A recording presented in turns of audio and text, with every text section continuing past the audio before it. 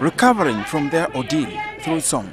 These women are some of the victims of physical and psychological abuse inflicted on them on the basis of their gender.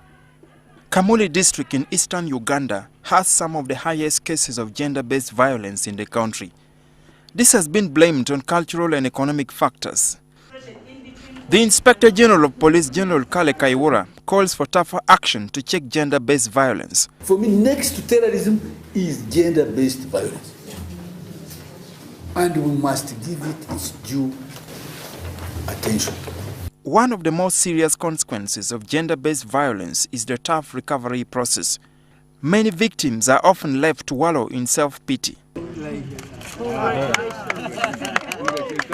This is why this shelter was opened to offer legal and psychological support to the victims. The center, the first of its kind in Busoga, was built by the Uganda Women's Network with funding from the government of Ireland. The skill that most of the duty bearers have gained have been able to create confidence within the women, create confidence within the staff, and have created the confidence that when I go to report, my case will be handled. This is a place that is secluded and the public is not supposed to know, because we are trying to shield these survivors from abusive perpetrators who are looking for them to commit more violence. So this is a place where we keep them for between 1 to 21 days while we prosecute or we follow up with their case file. From the time the center was opened in March, it has registered 1,542 cases of gender-based violence, with domestic violence topping the list at 560 cases, followed by defilement at 231. Others are rape, succession issues, assault, sale of land, and matrimonial wrangles. The psychosocial support component is still very limited in our country. We have many survivors that need proper trauma care, proper support in terms of counseling, in terms of psychosocial support.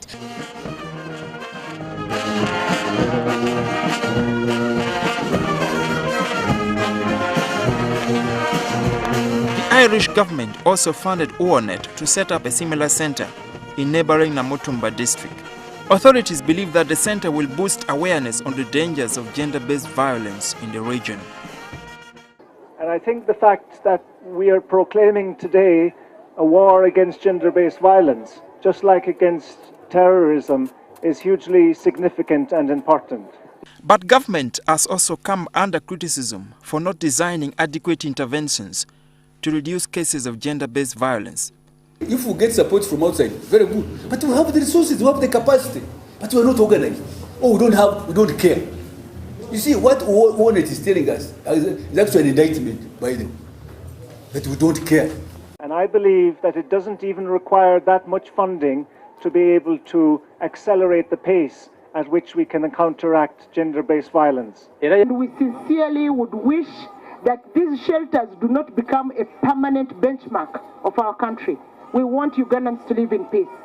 Police Chief General Kaiwura also directed the Police Child and Family Division to set up a special desk for gender-based violence. By midnight tonight, you must establish, your officers must establish special desks in all your stations and police posts dealing with gender-based violence.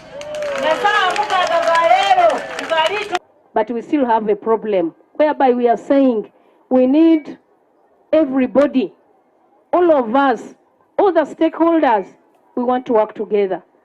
If we don't work together, we shall continue lamenting and lamenting and lamenting. Irish Ambassador to Uganda, Donald Cronin, says his government has provided about 9 billion shillings in the last 5 years to stem gender-based violence and its effects. Better coordination, making better use of the resources that you have, and also for a place like Kamuli, to have a chief magistrate which is based here to prevent the long journeys to and forwards to Jinja is going to be of enormous benefit. Such interventions give these residents the reason to celebrate and hope that the center will help reduce the prevalence. But as they revel in the moment, it is clear the journey has just begun and the road ahead may be bumpy. Moses Sakena, NTV.